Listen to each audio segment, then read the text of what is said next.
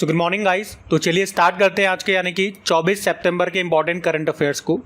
तो इस प्रश्न में आपसे पूछ रहे हैं कि अभी जम्मू कश्मीर और लद्दाख हाईकोर्ट का नया चीफ जस्टिस किसे बनाया गया है। तो आंसर होगा ताशी राबस्तान को।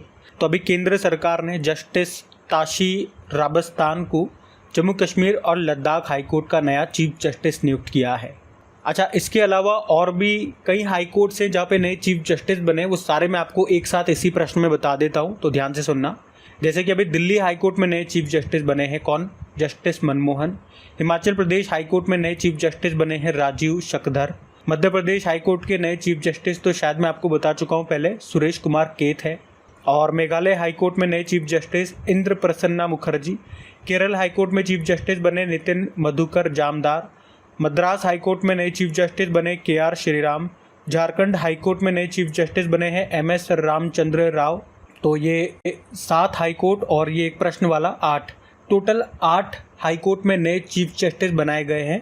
तो अगर सारे आप याद नहीं रख सकते हो क्योंकि ये रिप्लेस होते रहते हैं, आते जाते रहते हैं, तो कम से कम अपने अपने राज्य का, अगर इन राज्यों से आप बिलोंग करते हो तो इनका तो आप ज़रूर से ध्यान रखना। अपने अपने राज्य का तो ध्यान रखना ही चाहिए और अपडेटेड रहना चाहिए क्योंकि चेंज होते रहते हैं। अच्छा, वैसे हाई कोर्ट की अगर हम बात करते हैं तो संविधान के किस आर्टिकल में इसका उल्लेख है? 214 से लेकर 231 आर्टिकल में इसका उल्लेखित है। और टोटल कितने हाई कोर्ट हैं? 25 हाई कोर्ट है। 25वां अमरावती हाई कोर्ट है, याद रखना। हाई कोर्ट की चीफ जस्टिस को शपथ कौन दिलाते हैं? तो उस स्टेट के गवर्नर। नियुक्ति कौन करते हैं? प्रेसिडेंट करते हैं आर्टिकल 217 के तहत। और अगर आपसे पूछा जाए किसी भी हाई कोर्ट में पहली महिला जज कौन बनी थी? अन्ना चांडी, केरल हाई कोर्ट में। और पहली महिला चीफ जस्टिस किसी भी हाई कोर्ट में पूछेंगे तो लीला सेठ रही थी, हिमाचल प्रदेश हाई कोर्ट में। अच्छा, यूं बताओ हाई कोर्ट किस अनुच्छेद के तहत रिट जारी करता है? तो याद रखना 226 आर्टिकल के तहत। और हाई कोर्ट किस अनुच्छेद के तहत एक अभिलेख न्यायालय है? तो आर्टिकल 215। ये 2 प्रश्न हैं जो डायरेक्ट एग्जाम में कई बार पूछे जाते हैं, तो ध्यान में रखना। कुछ और करंट अफेयर्स के प्रश्न अगर मैं आपको हाई कोर्ट से संबंधित बताऊं तो एक तो ये याद रखो, देश का सबसे बड़ा हाईकोर्ट परिसर ये बना रांची झारखंड में। क्षेत्रीय भाषा में फैसला प्रकाशित करने वाला पहला हाईकोर्ट था केरल हाईकोर्ट। कौन सी भाषा में? वहाँ चलती है मलयालम भाषा में। मासिक धर्म अवकाश नीति शुरू करने वाला देश का पहला हाईकोर्ट सिक्किम। और निगोशिएबल इंस्ट्रूमेंट एक्ट के लिए देश का पहला डिजिटल कोर्ट कहाँ शुरू होगा? केरल के कोल्लम में। तो ये भी कुछ पॉइंट्स ध्यान में रखिएगा। अगला प्रश्न देखते हैं। फिर अगले प्रश्न में पूछ रहे हैं कि अभी विश्व गेंडा दिवस कब मनाया गया? तो आंसर होगा 22 सितंबर को। तो हर साल 22 सितंबर को वर्ल्ड राइनो डे के रूप में मनाया जाता है और इसकी थीम है पांचों को जीवित रखना, कीप द 5 अलाइव। अब यहाँ पे पांचों से क्या मतलब है? देखो, विश्व में मुख्य रूप से गेंडों की 5 प्रजातियाँ पाई जाती है। जावना, सुमात्रा, ब्लैक राइनो, एक सिंग वाले यानी कि वन हॉर्न राइनो और वाइट राइनो। इसीलिए इसकी थीम इस प्रकार की है, पांचों को जीवित रखना, कीप द 5 अलाइव। आपको याद होगा अफ्रीका के काले गेंडों को बचाने के लिए तो वर्ल्ड बैंक ने पहला वन्यजीव बॉन्ड भी जारी किया था। तो याद रखेंगे 22 सितंबर को वर्ल्ड राइनो डे के रूप में मना रहे हैं। अब डे वाला प्रश्न आ गया। चलो, सितंबर के सारे इंपॉर्टेंट डेज एक बार फिर मैं आपको रिवाइज करा रहा हूँ, ध्यान से सुनना है। तो देखो, 2 सितंबर को विश्व नारियल दिवस मनाया था। 5 सितंबर को इंटरनेशनल डे ऑफ चैरिटी। 1 से लेकर 7 सितंबर तक नेशनल न्यूट्रिशन वीक। 7 सितंबर को अंतर्राष्ट्रीय पुलिस सहयोग दिवस, international day of police cooperation. और 7 सितंबर को ही अंतर्राष्ट्रीय गिद्ध जागरूकता दिवस, इंटरनेशनल वल्चर अवेयरनेस डे, जो कि सितंबर के पहले शनिवार को होता है। 7 सितंबर को international day of clean air for blue skies, अंतर्राष्ट्रीय स्वच्छ वायु नील गगन दिवस मनाया, जिसे भारत में स्वच्छ वायु दिवस कहते हैं। 8 सितंबर को अंतर्राष्ट्रीय साक्षरता दिवस। 8 सितंबर को विश्व भौतिक चिकित्सा दिवस, वर्ल्ड फिजिकल थेरेपी डे। 10 सितंबर विश्व आत्महत्या रोकथाम दिवस। 12 सितंबर दक्षिण सहयोग के लिए अंतर्राष्ट्रीय दिवस। 14 सितंबर राष्ट्रीय हिंदी दिवस। 15 सितंबर राष्ट्रीय इंजीनियर दिवस और अंतर्राष्ट्रीय लोकतंत्र दिवस। 16 सितंबर वर्ल्ड ओजोन डे। 18 सितंबर वर्ल्ड बैम्बू डे यानी कि बांस दिवस। और 21 सितंबर को ये 3 दिवस मनाए, अंतर्राष्ट्रीय शांति दिवस, पीस डे। और ये जो हमने मनाया विश्व अल्जाइमर दिवस, ये भी 21 सितंबर को है। और इंटरनेशनल रेड पांडा डे ये सितंबर के तीसरे शनिवार को होता है, तो इस बार 21 सितंबर को मनाया। वैसे 21 सितंबर को हमने अंतर्राष्ट्रीय तटीय सफाई दिवस भी मनाया, ये सितंबर के तीसरे शनिवार को होता है, तो इसको भी 21 सितंबर को हमने मनाया। और 22 सितंबर अभी मैंने आपको बताया विश्व गेंडा दिवस था। तो ये सितंबर के सारे इंपॉर्टेंट डेज मैंने आपको एक बार फिर से रिवाइज़ करा दिए, तो ध्यान रखना। बार बार मैं आपको रिवाइज़ कराता हूँ तो मेरे साथ साथ बोला करो, चीज़ें आपको मैक्सिमम यहीं पे याद होने लगेंगी। इतनी बार मैं आपको चीज़ों का रिवीजन करवा देता हूँ। चलो फिर अगला प्रश्न देखते हैं। फिर अगले प्रश्न में पूछ रहे, अभी हाल ही में हंगरी शतरंज ओलंपियाड का 35वां संस्करण किसने जीता? तो आंसर होगा भारत ने। और ये प्रश्न इंपॉर्टेंट मार्क करना, बताऊंगा क्यों। तो एक तो आपको याद होगा कि इससे पहले जो 44वां फिडे शतरंज ओलंपियाड हुआ था वो भारत में हुआ था, जो 2022 में हुआ था। आपको याद होगा भारत में भी कहाँ, चेन्नई में हुआ था। और उसमें जो पुरुषों का संस्करण है वो उज्बेकिस्तान ने जीता था और महिलाओं का जीता था यूक्रेन ने। और अभी 2 साल बाद, हर 2 साल में होता है, तो 2 साल बाद यानी कि 2024 में ये हुआ 45वां संस्करण चेस ओलंपियाड का, कहाँ पे, हंगरी के बुडापेस्ट में। तो इसमें पुरुषों का संस्करण भी भारत ने जीता है और महिलाओं का भी भारत ने जीता है। और पुरुषों में हमने किसे हराया ये भी याद रख लो, रनर अप भी पूछ सकते हैं एग्जाम में। यहाँ पे पुरुषों में भारत ने स्लोवानिया को हराया है और फीमेल में भारत ने अजरबैजान को हराया है। तो पुरुषों में कुछ चेस प्लेयर्स के नाम मैं आपको बता रहा हूँ, ये आप ज़रूर ध्यान रखना, जैसे कि डी गुकेश, अर्जुन एरिगेसी, आर प्रज्ञानानंद, विदित गुजराती। इन्होंने काफ़ी अच्छा खेला और इनकी बदौलत हमने यहाँ पे गोल्ड जीता, मतलब पुरुषों की चैंपियनशिप जीती। वहीं महिलाओं में अगर बात करें तो वैशाली रमेश बाबू का नाम याद रखना, दिव्या देशमुख हो गई, तानिया सचदेव हो गई। तो पूछ सकते हैं एग्जाम में, इनके नाम दे करके आपसे पूछ लेंगे, बताओ उनका संबंध किससे है, तो चेस से है। और इम्पॉर्टेंट यहाँ पे एक पॉइंट ये भी मार्क कर लेना कि भारत ने पहली बार इसमें मेल और फीमेल इवेंट को एक साथ जीता है, मतलब एक ही संस्करण में पुरुषों का भी जीत लिया और महिलाओं का भी हमने जीत लिया है। और एक और बात यहाँ पे याद रखने वाली है, यहाँ पे जो पुरुष टीम विजेता रही है तो इसको हैमिल्टन कप मिला है और जो महिला टीम है उसको वेरा मेंचिक कप मिला है। और अगर किसी भी देश की जो पुरुष और महिला की टीम है वो एक ही संस्करण को जीत लेती है, जैसे कि इस बार का हुआ ना 45 जो एडिशन था इसका, तो उसमें महिलाओं में भी भारत जीता है और पुरुषों में भी भारत जीता है। तो पुरुष और महिला की टीम को संयुक्त रूप से एक ट्रॉफी मिलती है जिसको कहा जाता है गैप्रिंडाश्विली कप। और ये कप कब मिलता है? जब भी चेस ओलंपियाड में किसी एक देश की टीम ने दोनों इवेंट जीते हों, पुरुषों का भी और महिलाओं का भी, तो दोनों टीम को संयुक्त रूप से ये कप दिया जाता है, गैप्रिंडाश्विली कप। और ये मैं आपको क्यों बता रहा हूँ, क्योंकि एग्जाम में देखो ये प्रश्न तो इम्पॉर्टेंट है, मैंने आपको बताया था। तो एग्जाम में थोड़ा डीप में जाए ना, अगर एग्जामिनर ऊपर ऊपर पूछेगा तो आप बता ही दोगे। 45 नंबर का संस्करण था फिडे चेस ओलंपियाड का, कहाँ पे हुआ था, आपने कह दिया हंगरी के बुडापेस्ट में। पुरुषों का भी भारत ने जीता, महिलाओं का भी भारत ने जीता। हमने देख भी लिया, पुरुषों में भारत ने स्लोवानिया को हराया, महिलाओं में भारत ने अजरबैजान को हराया। अगर और डीप में जाता है तो कप वो आपसे पूछ सकता है, हैमिल्टन कप का संबंध किससे है? चेस से। वेरा मेंचिक कप का संबंध किससे है? चेस से। और गैप्रिंडाश्विली कप का संबंध किससे है? तो भी आंसर होगा चेस। तो मैंने हर तरह की जानकारी आपको दे दी, हर तरह से जैसे भी प्रश्न बन जाए वो सब आपको मैंने बता दिया, पूरे प्रश्न को खोल खोल के आपके सामने रख दिया है। तो जो पॉइंट मैंने आपको बताया वो आप ध्यान में रखना। बाकी चेस से और भी इंपॉर्टेंट पॉइंट्स बनते हैं, वो मैं आपको आगे एक तरह का और प्रश्न हम पढ़ेंगे चेस से संबंधित, वहाँ पे बताऊँगा यहाँ पे, वरना एक साथ ज़्यादा हो जाएगा आपके लिए। ठीक है, अगला प्रश्न देखते हैं। अच्छा, ये एक और पॉइंट नोट कर लो, अगले साल यानी कि 2026 में जो 46 नंबर का फिडे चेस ओलंपियाड होगा, क्योंकि हर 2 साल में होता है, वो कहाँ पे होगा? ताशकंद उज्बेकिस्तान में होगा। वैसे कई बार ये पॉइंट मैं आपको ऑलरेडी बता चुका हूँ, आपको याद भी होगा अगर रेगुलर आप क्रिक एग्जाम चैनल पे करंट अफेयर्स पढ़ते होंगे तो। हाँ, और नए स्टूडेंट्स को बता दूं जो पहली बार क्रिक एग्जाम चैनल पे करंट अफेयर्स पढ़ रहे हैं, इन सभी का PDF आपको मिल जाता है क्वेश्चन आंसर्स का, और साथ में जो रिवीजन स्टैटिक में आपको बताता हूँ, एक्स्ट्रा नॉलेज देता हूँ, उस भी PDF में मैं शीट अवेलेबल करा देता हूँ, वो बिल्कुल फ्री में होता है। कहाँ से डाउनलोड होगा PDF? तो अपने टेलीग्राम चैनल से आपको मिल जाएगा, जिसका लिंक नीचे डिस्क्रिप्शन बॉक्स में गिवन है। तो जैसे लिंक पे आप क्लिक करोगे डायरेक्ट वहाँ चले जाओगे, वहाँ पे ज्वाइन का बटन होगा, तो प्रेस करके ज्वाइन ज़रूर कर लेना, ताकि जब भी PDF हो, अपलोड वीडियो आए, जब भी कोई मुझे बात बतानी हो आपको, तो सबसे पहले नोटिफिकेशन आपको मिल जाएगा अगर आपने ज्वाइन कर रखा होगा तो। बाकी सेशन पसंद आए तो प्लीज़ वीडियो को लाइक ज़रूर करना, अपने दोस्तों के साथ में स्टडी ग्रुप में एक बार वीडियो को शेयर ज़रूर कर देना। आज की वीडियो की लाइक का टारगेट रखते हैं 5000 लाइक का, तो प्लीज़ यार मेहनत को सपोर्ट ज़रूर करना। अभी अगला प्रश्न देखते हैं। तो अगले प्रश्न में पूछ रहे हैं क्या, श्रीलंका के राष्ट्रपति का चुनाव किसने जीत लिया, कौन बन गए श्रीलंका के नए राष्ट्रपति। तो आंसर होगा अनुरा कुमारा दिसानायके। तो अभी श्रीलंका में राष्ट्रपति पद के लिए चुनाव हुए थे और उसे जीत लिया अनुरा कुमारा दिसानायके ने। इन्होंने किनका स्थान लिया या इनसे पहले यहाँ पे राष्ट्रपति कौन थे, रानिल विक्रमसिंघे थे। अब होंगे अनुराग कुमारा दिसानायके, वे नेशनल पीपल्स पावर पार्टी से हैं, वे 90 नंबर के यहाँ पे प्रेसिडेंट बने हैं और श्रीलंका में उनको एकेडी नाम से जाना जाता है, वो फेमस है एकेडी के नाम से वहाँ पे। अच्छा, वैसे जब भी प्रेसिडेंट या प्रधानमंत्री का प्रश्न आता है तो 2024 के इस तरह के सारे प्रश्न मैं आपको रिवाइज कराता हूँ। तो आज सारे तो मैं आपको रिवाइज नहीं कराऊंगा, लेकिन बिल्कुल लेटेस्ट एक आध महीने में जो बने हैं वो आपको रिवाइज करवा देता हूँ। और श्रीलंका को भी एक बार मैप में हम देख लेते हैं। देखो, जैसे फ्रांस के भी नए प्रधानमंत्री बने थे, मिशेल बॉर्नियर नाम है।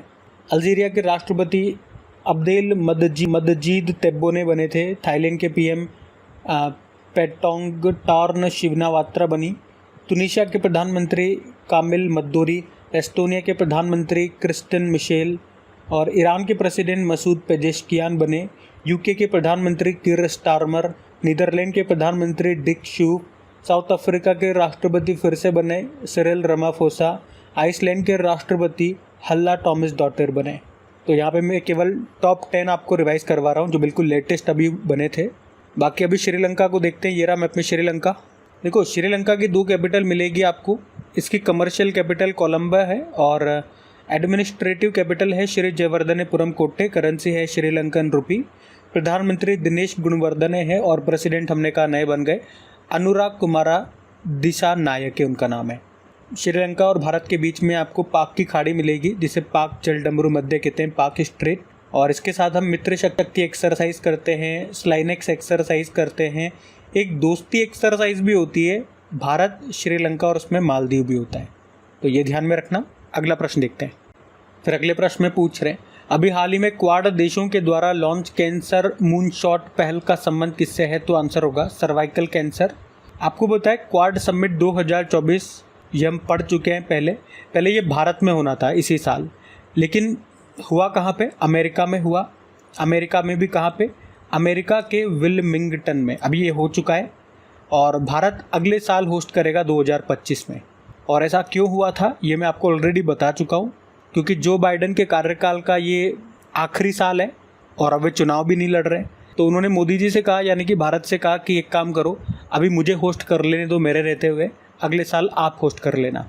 इसीलिए इस बार इसका आयोजन यानी कि क्वाड समिट कहाँ पे हुई, अमेरिका में हुई। कौन से नंबर की बैठक थी, 6ठे नंबर की। तो ये तो हम ऑलरेडी पढ़ चुके हैं। इसके अलावा यहाँ पे 2 बातें हमें ध्यान रखनी है। एक तो यहाँ पे क्वाड देशों ने इंडो पैसिफिक में क्षेत्र प्रशिक्षण के लिए एक समुद्री पहल शुरू की है जिसका नाम रखा है मैत्री। और यहाँ पर कैंसर मूनशॉट पहल लॉन्च हुई है जिसका उद्देश्य है सर्वाइकल कैंसर को ख़त्म करना। सर्वाइकल कैंसर के बारे में आपने कई बार पढ़ा होगा। ये किसके कारण होता है, ह्यूमन पैपिलोमा वायरस के कारण होता है। और आपको याद भी होगा, इसके लिए हमने एक वैक्सीन भी बनाई है जिसका नाम है सर्वावैक वैक्सीन। इसको serum institute of India Pune ने तैयार किया है। तो ये पॉइंट्स आपको ध्यान रखने हैं। अच्छा, अगर आपसे पूछे कि I2U2 ग्रुप को पश्चिमी क्वाड बोलते हैं तो I2U2 में कौन कौन से देश शामिल हैं। तो I2 मतलब 2 ऐसे देश जिनका नाम I से चालू हो रहा है, इजराइल और इंडिया। और U2 मतलब USA और यूनाइटेड अरब अमीरात। अच्छा, कुछ और समिट्स मैं आपको रिवाइज कराता हूँ जो कि 2024 में कौन कौन से देश होस्ट कर रहे हैं ये हमें पता लगेगा। G7 समिट को होस्ट किया इटली ने। G20 को इस बार होस्ट कर रहा है ब्राज़ील। और पिछले साल जब हमने इसको होस्ट किया था G20 को, इसमें नया सदस्य कौन बना था, अफ्रीकन यूनियन, जिसका मुख्यालय एडिस अबाबा इथोपिया में है, ये भी याद रखना। इस बार ब्रिक्स समिट को होस्ट कर रहा है रशिया। और आपको पता है 1 जनवरी 2024 को इसमें 5 नए देश शामिल हुए। कौन कौन से हैं वो मैंने लिख दिए हैं, देख लो। इजिप्ट है, इथोपिया है, ईरान है, सऊदी अरबिया और यूनाइटेड अरब अमीरात।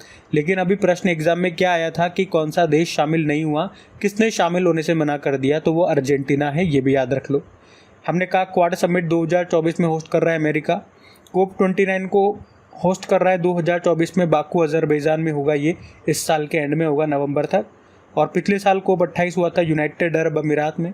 आसियान समिट 2024 में कौन होस्ट कर रहा है, लाओस।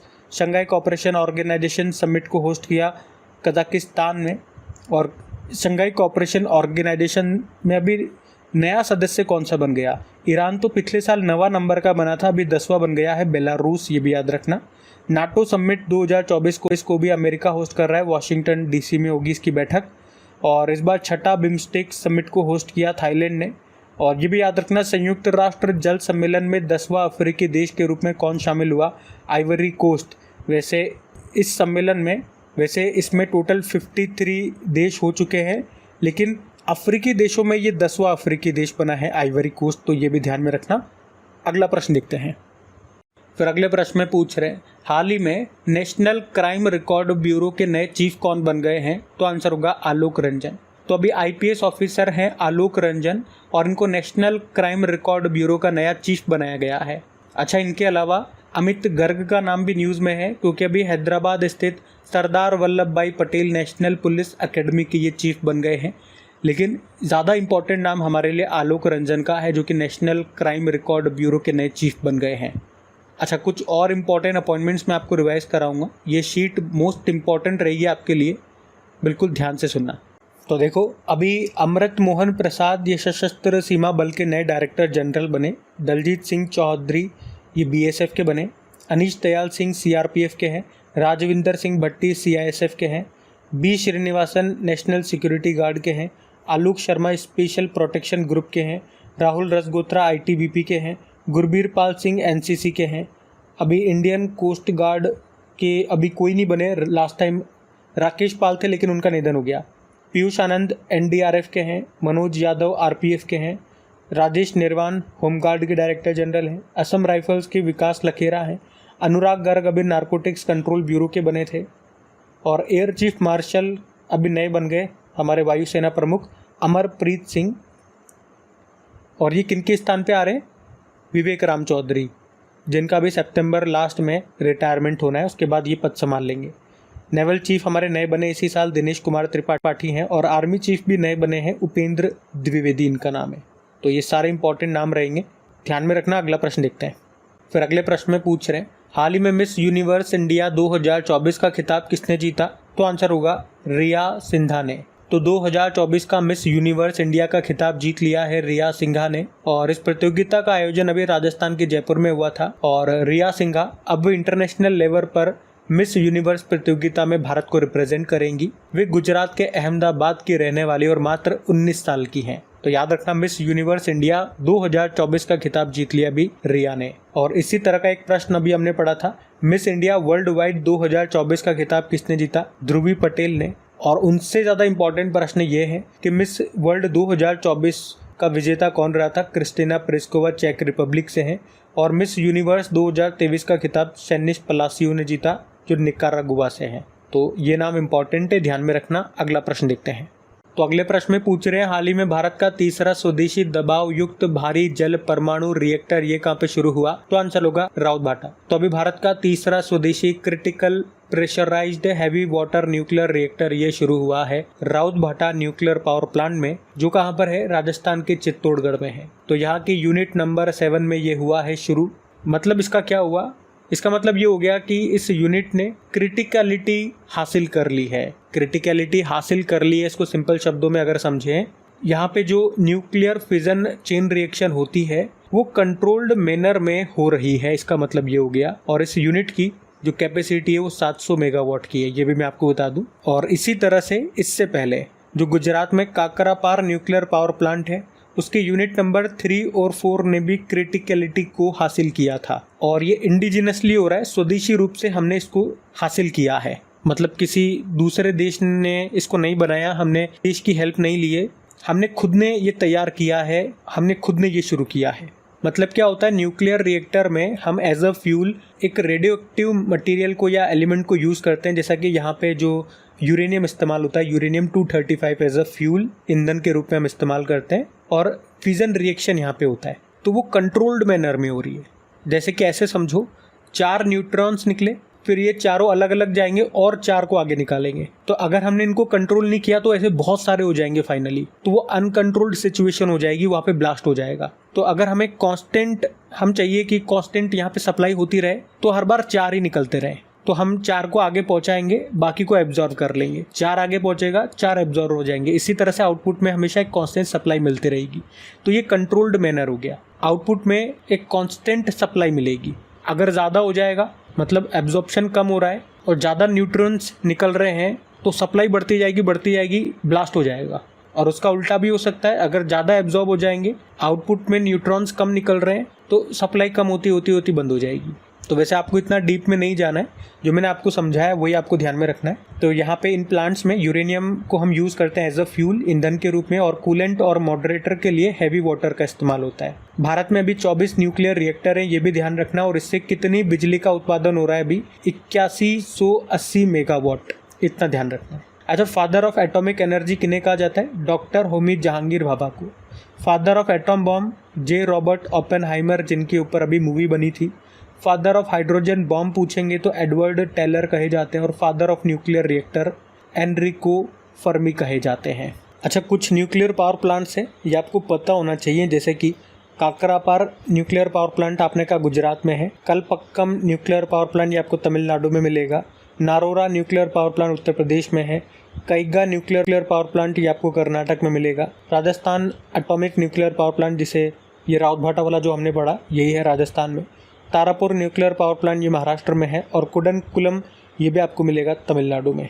तो ध्यान में रखना। अगला प्रश्न देखते हैं। फिर अगले प्रश्न में पूछ रहे हैं, हाल ही में सिंगापुर ग्रैंड प्रिक्स 2024 का खिताब किसने जीता? तो आंसर होगा लैंडो नॉरिस। तो लैंडो नॉरिस जो कि मैक्लेरन के ड्राइवर हैं और उन्होंने अभी सिंगापुर ग्रैंड प्रिक्स 2024 का खिताब जीत लिया है। अच्छा, ये किस देश के हैं? इनकी नेशनलिटी क्या है? ब्रिटिश हैं ये और मैक्लेरन की गाड़ी चलाते हैं। नाम है Lando Norris. Singapore Grand Prix जीत लिया है, इतना ध्यान में रखना। बाकी इससे पहले जो भी रेसेस हुई हैं वो मैंने पूरी लिस्ट आपके सामने लगा दी है 2024 की। कौन कौन सी रेस हुई है उसके नाम है यहाँ पे, कौन कौन विजेता रहे और किस कार कंपनी की वो गाड़ी चलाते हैं वो भी मैंने यहाँ पे मेंशन कर दिया है। तो आप इसकी स्क्रीनशॉट ले सकते हैं या PDF में तो मैं आपको दूंगा ही सही। अभी अगला प्रश्न देखते हैं। फिर आपसे पूछे अगले प्रश्न में कि अभी हाल ही में फिडे 100 पुरस्कार समारोह में सर्वश्रेष्ठ पुरुष खिलाड़ी के पुरस्कार से किसे सम्मानित किया गया? तो आंसर होगा मैग्नस कार्लसन को। तो आपको पता है नॉर्वे के चेस प्लेयर हैं मैग्नस कार्लसन, और अभी इन्हीं को हंगरी में आयोजित फिडे 100 पुरस्कार समारोह में सर्वश्रेष्ठ पुरुष खिलाड़ी का पुरस्कार से सम्मानित किया गया। जबकि बेस्ट वुमेन प्लेयर चुना किसे? जुडिथ पोलगर को। ये हंगरी की प्लेयर हैं। अच्छा, फिडे 100 पुरस्कार समारोह, यहाँ पे 100 का मतलब क्या हो गया? 2024 में फिडे की स्थापना हुए 100 वर्ष पूरे हो गए, इसीलिए इस समारोह का आयोजन किया गया और यहाँ पे ये पुरस्कार दिए गए। तो पुरुषों का और महिलाओं में बेस्ट किसे चुना ये मैंने आपको बता दिया है, किस देश से हैं ये भी मैंने आपको बता दिया है। अब देखो, स्टार्टिंग वाले प्रश्न में मैंने आपको बताया था चेस से संबंधित कुछ पॉइंट्स मैं आपको रिवाइज कराऊंगा। तो भारत के पहले ग्रैंड मास्टर विश्वनाथन आनंद है, इन्हें लाइटनिंग किड ऑफ इंडिया भी कहा जाता है। और राजीव गांधी खेल रत्न पुरस्कार, जिसे अभी मेजर ध्यानचंद खेल रत्न पुरस्कार कहते हैं, पहली बार इन्हीं को मिला था। 1991-92 में मिला था इनको। आप बताएंगे अभी लेटेस्ट 2023 का वो किसे मिला था। बाकी इनकी ऑटोबायोग्राफी आई थी, उसका नाम माइंड मास्टर है। हमारे सबसे युवा ग्रैंड मास्टर पूछोगे तो डी गुकेश है। पहली महिला female grand master S Vijayalakshmi है। और चेस वर्ल्ड कप जो 2023 का हुआ था अजरबैजान बाकू में हुआ था, ये 2023 वाला मैंने इसलिए लिख रखा है ताकि मैं आपको रिलेट करा सकूं कि अभी जो कोप 29 का आयोजन होगा 2024 में वो यहीं पे होगा। वर्ल्ड चेस डे 20 जुलाई को मनाते हैं हम। भारत में पहली बार चेस अकेडमी खुलेगी भुवनेश्वर में, और ये हमने पढ़ी लिया अभी फिडे चेस ओलंपियाड 2024 हंगरी के बुडापेस्ट में हो चुका है ये। बाकी फिडे की बात कर लें जो कि चेस को रेगुलेट करने वाली बॉडी है वर्ल्ड वाइड, इसका हेडक्वार्टर लुज़ेन स्विट्जरलैंड में है और प्रेसिडेंट हैं आर्कडी डोरकोविच और वाइस प्रेसिडेंट हैं विश्वनाथन आनंद। हमारे 84 नंबर के ग्रैंड मास्टर पूछेंगे तो वैशाली बाबू रही थी, और 85 नंबर के बने थे श्याम निखिल जो कि तमिलनाडु से हैं। तो गाइज ये थी आज की आपकी करंट अफेयर्स की क्लास। कमेंट करके जरूर बताइएगा आज का सेशन आपको कैसा लगा, और एक बार फिर से याद दिला दूं, अगर सेशन अच्छा लगा हो तो प्लीज़ वीडियो को लाइक ज़रूर कीजिएगा। देखो सच बताओ, इन वीडियोस को सपोर्ट नहीं मिल पा रहा है, मैं पूरी दिलो जान से मेहनत कर रहा हूँ लेकिन फिर भी सपोर्ट नहीं मिल पा रहा है। तो प्लीज़ आप लोगों से निवेदन है, कम से कम अपने एक स्टडी ग्रुप में इन वीडियोस को शेयर ज़रूर कीजिएगा, अपने दोस्तों के साथ में भी। बाकी PDF के बारे में मैंने आपको बता दिया। तो चलो अभी कल के करंट अफेयर्स का एक बार क्विक रिविजन कर लेते हैं, फिर हम सेशन एंड करते हैं। तो यहाँ पे हम 23 सितंबर के इंपॉर्टेंट करंट अफेयर्स का क्विक रिविजन कर रहे हैं। पहला प्रश्न पूछा, भारतीय खाद्य सूचकांक में टॉप राज्य रहा केरल। फिर पूछा, विश्व अल्जाइमर दिवस मनाया गया 21 सितंबर को। फिर पूछा, ऑस्ट्रेलिया के मेलबर्न विश्वविद्यालय ने कहाँ पे अपना वैश्विक केंद्र शुरू किया? नई दिल्ली। फिर पूछा बेबी कोलंबो मिशन ने किस ग्रह के दक्षिणी ध्रुव की पहली बार फोटो ली? बुध ग्रह। फिर पूछा आईआईटी दिल्ली की सड़क सुरक्षा पर भारत स्थिति रिपोर्ट 2024 के अनुसार सड़क दुर्घटना में मृत्यु दर वाला शीर्ष राज्य है कौन सा? तमिलनाडु। फिर पूछा केंद्र सरकार ने किस अंतर्राष्ट्रीय सीमा पर बाड़ लगाने के लिए 31,000 करोड़ रुपए बजट जारी किया? म्यांमार। और संपत्ति क्षति वसूली अधिनियम लागू करने वाला तीसरा राज्य बन गया उत्तराखंड। फिर पूछा केंद्रीय मंत्री डॉक्टर वीरेंद्र कुमार ने 19वें दिव्य कला मेले का उद्घाटन किया विशाखापत्तनम में। और केंद्रीय कैबिनेट ने चंद्रयान 4 मिशन के लिए कितने करोड़ रुपए आवंटित किए? 2104.06 करोड़ रुपए। और आखिरी प्रश्न था विश्व के सबसे ऊंचे बांस के टावर का उद्घाटन अभी कहाँ किया गया? छत्तीसगढ़ में। चलो अभी कल का होमवर्क प्रश्न भी देखते हैं और सेशन एंड करते हैं फाइनली। तो कल पूछा था अभी नाटो के अगले महासचिव के रूप में किसे नियुक्त किया गया? तो आंसर होगा मार्क रुट्टे को। आप सभी ने प्रश्न का बिल्कुल सही उत्तर दिया। अब ये आज का आपका होमवर्क प्रश्न।